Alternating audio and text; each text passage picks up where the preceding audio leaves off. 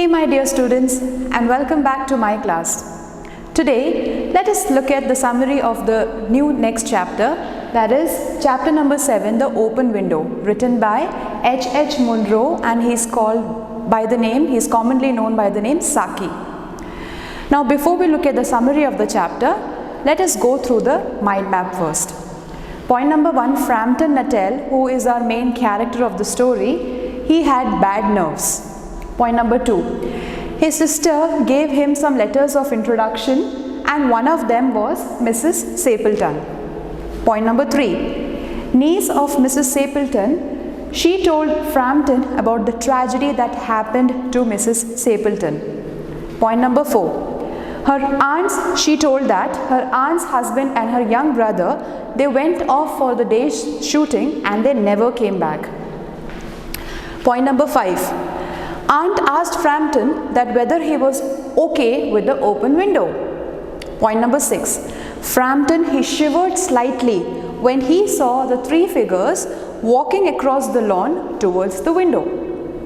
Point number 7, when he saw those figures coming towards him, he ran away as if he saw a real ghost. Point number 8, the niece told them that Mr. Nattell, he ran away because he had a horror of dogs. Now let us look at the summary of the chapter. The Open Window, it is a story of Frampton Nattell who had bad nerves. A very self-possessed young lady of 15, she told Frampton that her aunt would be down soon and in the meantime he must try and put up with her. Now this niece's name, her name is mentioned at the later half of the story, her name is Veera. He was in doubt that how these formal visits would do much towards helping the nerve cure which he was supposed to be undergoing. Now his sister told him that he would bury himself down there in the rural retreat and he would not speak to any living soul. Hence she came up with a solution and she gave him some letters of introduction to all the people she knew there.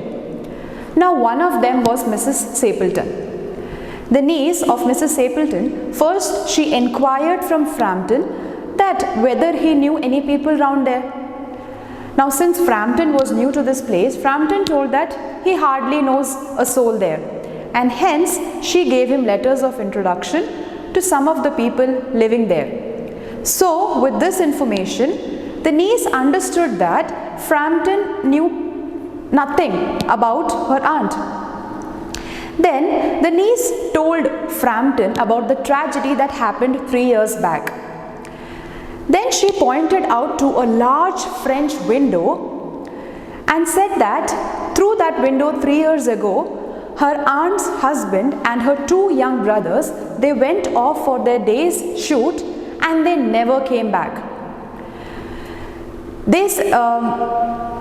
In crossing, actually what happened was, she said that in crossing the moor to their favorite shooting ground, they were all engulfed in a treacherous piece of bog. Their bodies were never recovered. Now she continued her story and she said that this poor aunt, she always thinks that her husband and her brothers will be back and they will be back with their little brown spaniel, will come back someday and will walk through this very window. This is why the window is always kept opened. The aunt had often told the girl about how they went out and how her husband with his white waterproof coat over his arm and Ronnie, her youngest brother, singing, "Bertie, why do you born?" They used to do all of those things. Then the niece told Frampton that sometimes she gets a creepy feeling that actually all the three they will walk in through this very same window. Now Frampton, he was very scared when he was listening to this story. But it was a relief to Frampton when the aunt, she busted into the room. She then asked Frampton whether he was okay with the window being opened and said that her husband and her brother will be home directly from shooting and they always come through this way only.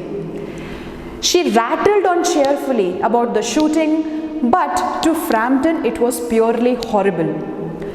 She kept on straying past that open window. He then tried to change this topic and he started talking about his medication that he was undergoing. And he said that how he wanted a complete rest and an absence of mental excitement. But Mrs. Stapleton, she was not paying attention to what Mr. Nuttall was saying.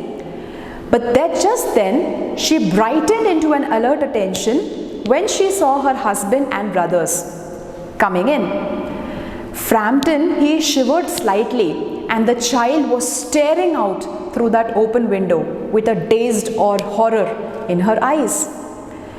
Now it was a deepening twilight.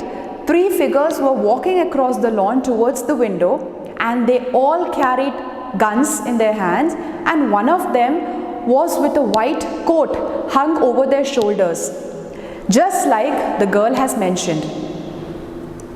Now Frampton was very scared and he thought that actually they were really ghosts, and without even saying or asking anything to Mrs. Stapleton, he just ran away from there. He actually thought that this story that the niece cooked up, it was actually true. Now the bearer of the white mackintosh, he asked Mrs. Stapleton that who was that person who came here and who just bolted out like that.